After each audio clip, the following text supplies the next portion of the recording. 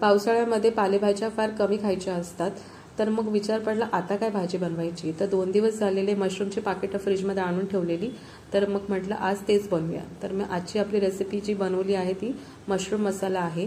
तर मी ह्याला व्यवस्थित 2 ते 3 वेळा स्वच्छ धुवून घेतलं आणि ह्या पद्धतीने 2 तुकडे कापून घेतले, कारण का कुकरमध्ये आपण ही भाजी बनवणार आहे। तर मॅरिनेशनसाठी आपण हळद टाकलेली आहे, काश्मीरी लाल मिरची पावडर टाकली आहे आणि 2 चमचे सब्जी मसाला किंवा किचन किंग मसाला असेल तर तो टाकायचा आहे आणि त्याच्यामध्ये 2 ते 3 चमचे दही टाकायचे, घट्ट दही, आणि मॅरिनेशन करून घ्यायचं आहे। छान मॅरिनेट करायला ठेवायचं आहे। मॅरिनेट करताना आपल्याला मीठ अजिबात टाकायचं नाही आहे। त्यानंतर कुकरमध्ये तेल टाकून जिरं टाकायचं आहे, 2 तमालपत्र, दालचिनीचा तुकडा आणि आलं लसणाची पेस्ट टाकून मिक्स करून घ्यायचं आहे। त्यामध्ये 2 बारीक चिरलेले कांदे टाकायचे आहेत, मिक्स करून 2 टोमॅटो ओबडधोबड कापलेले टाकायचे आहेत आणि मॅरिनेट केलेला मशरूम टाकायचं आहे। त्याच्यावरती परत काश्मीरी लाल मिरची पावडर आणि थोडंसं सब्जी मसाला आणि मीठ टाकायचं आहे आणि हाय फ्लेमवरती 1 मिनिट व्यवस्थित परतून घ्यायचं आहे।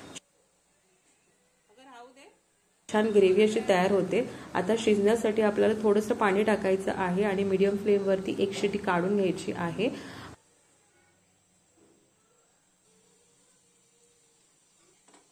कुकर पूर्ण थंड झाल्यानंतरच ओपन करा आणि बघा किती छान ग्रेव्ही तयार होते। वरून आपल्याला कोथिंबीर भुरभुरायची आणि भाकरी, पुरी किंवा चपाती सोबत गरमागरम सर्व करायची आहे। नक्की ट्राय करा।